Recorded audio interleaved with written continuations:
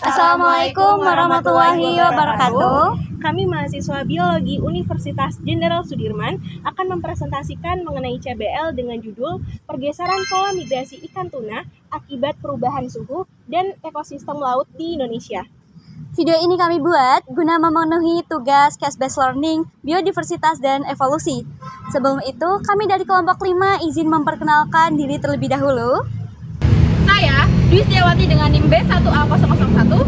Saya Nadia Tikandara dengan NIM B1A022009. Saya Karunia Prameswari dengan NIM B1A022028. Saya Istadir Pramesti dengan NIM B1A022023. Saya Cahaya Salmanita dengan NIM B1A022036. Dan saya Mila Trisalvia dengan NIM B1A022042. Selamat menyaksikan. Halo teman-teman, kalian tahu nggak sih apa itu perubahan iklim dan dampak dari perubahan iklim? Jadi, perubahan iklim itu perubahan musim yang signifikan dalam periode waktu tertentu. Perubahan iklim ini dipengaruhi oleh beberapa faktor seperti faktor biotik dan abiotik. Faktor abiotik ini mencakup suhu, curah hujan, dan lingkungan laut. Nah, ternyata perubahan iklim ini berpengaruh pada pola migrasi ikan tuna loh teman-teman. Karena ikan tuna ini akan berpindah ke tempat yang lebih dingin. Selanjutnya, di sini saya akan menjelaskan mengenai faktor-faktor yang mempengaruhi pola pergeseran migrasi ikan tuna. Yang pertama, pemanasan global. Mengapa pemanasan global bisa mempengaruhi? Karena ikan tuna sendiri merupakan salah satu ikan pelagis yang hidup di permukaan laut. Yang mana apabila terjadi pemanasan global, maka suhu perairan akan meningkat dan membuat ikan tuna tidak nyaman, sehingga ikan tuna akan berpindah mencari ke perairan dengan suhu yang lebih dingin untuk dapat bertahan hidup. Selain itu, apabila terjadi pemanasan global, maka ikan-ikan kecil dan plankton yang ada akan berkurang populasinya. Yang mana ikan kecil dan plankton merupakan sumber makanan utama bagi ikan tuna. Faktor kedua yakni nutrien pada perairan. Nutrien dimaksud yaitu ada kandungan oksigen dalam perairan, serta kandungan klorofil A dalam perairan.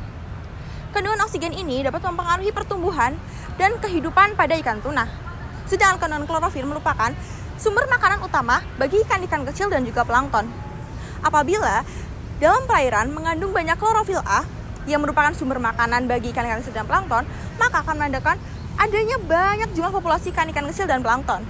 Sehingga ikan tuna akan mencari ke tempat dengan jumlah populasi ikan-ikan kecil dan plankton yang lebih banyak untuk mendapatkan sumber makanan. Faktor yang ketiga, arus perairan. Di sini ikan tuna diharuskan untuk bertumbuh dan berkembang biak dengan baik. Dan arus perairan merupakan salah satu faktor yang mempengaruhinya. Sehingga dalam berkembang biak untuk bertelur, untuk memijah, untuk bertumbuh menjadi dewasa dan mencari ketersediaan sumber makan, ikan tuna membutuhkan arus perairan yang stabil dengan suhu yang optimum, yakni sekitar 15 hingga 30 derajat Celcius untuk berlangsungnya masa pertumbuhannya. Sehingga apabila arus tidak stabil, maka ikan tuna akan berpindah atau bermigrasi ke tempat lain dengan arus yang stabil dengan suhu yang optimal. Perairan di Indonesia sangat dipengaruhi oleh pola angin muson yang memiliki pola sirkulasi dengan massa air yang sangat beragam. Migrasi ikan sendiri sangat dipengaruhi oleh dua faktor. Yang pertama adalah untuk mencari sumber makanan, dan yang kedua adalah untuk bereproduksi. Lalu bagaimana pola migrasi ikan tuna di Indonesia? Hal tersebut dapat kita lihat dari hasil penelitian Safrudin pada tahun 2017 hingga 2020 yang dilakukan di wilayah perairan perikanan 713.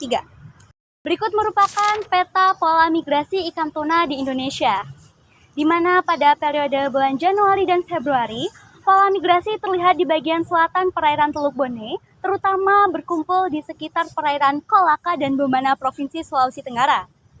Kemudian pada bulan Maret, bergerak ke arah selatan Teluk Bone dan berkembang di hampir seluruh wilayah Laut Flores termasuk yang berbatasan dengan wilayah Selat Makassar.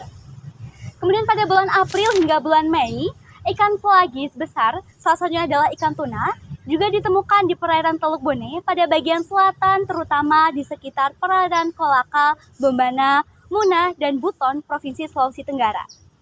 Baik teman-teman, namun pada bulan Juni, Juli, Agustus, dan September, pergerakan ikan tuna hanya ditemukan di sekitar Selat Makassar, terutama di wilayah Mamuju dan Majene, Provinsi Sulawesi Barat. Mari kita lihat pada bulan Oktober, ikan tuna mulai mengubah arah pergerakannya dan banyak ditemukan pada sepanjang perairan pantai Selat Makassar di Provinsi Sulawesi Barat dan Provinsi Sulawesi Selatan.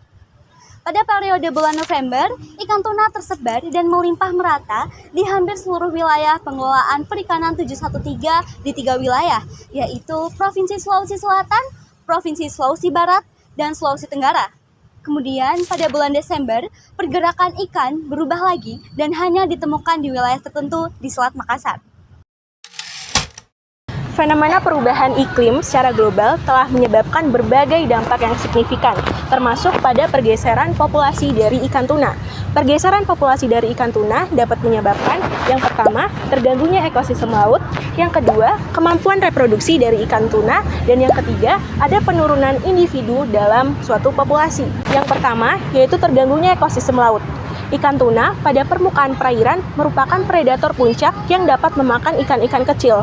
Apabila ikan tuna itu bermigrasi, maka dapat menyebabkan ledakan dari populasi ikan-ikan yang kecil, sehingga dapat menyebabkan adanya perubahan dari komunitas dan juga perubahan dari fungsi ekosistem laut tersebut. Yang kedua, yaitu kemampuan reproduksi dari ikan betina.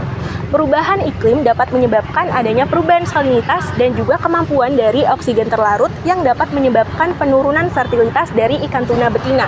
Apabila hal itu terjadi dalam jangka waktu yang panjang, maka dapat menyebabkan penurunan variasi genetik pada ikan tuna dan ikan tuna menjadi lebih rentan terhadap penyakit. Untuk yang ketiga, yaitu penurunan individu pada suatu populasi.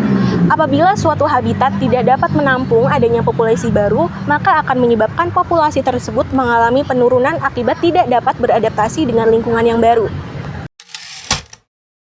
Nah, tadi kan udah jelasin nih pola pergeseran migrasi dari ikan tuna itu sendiri. Terus ada nggak sih bukti yang membuktikan kalau pola pergeseran migrasi dari ikan tuna tersebut bisa menyebabkan evolusi? Jawabannya ada.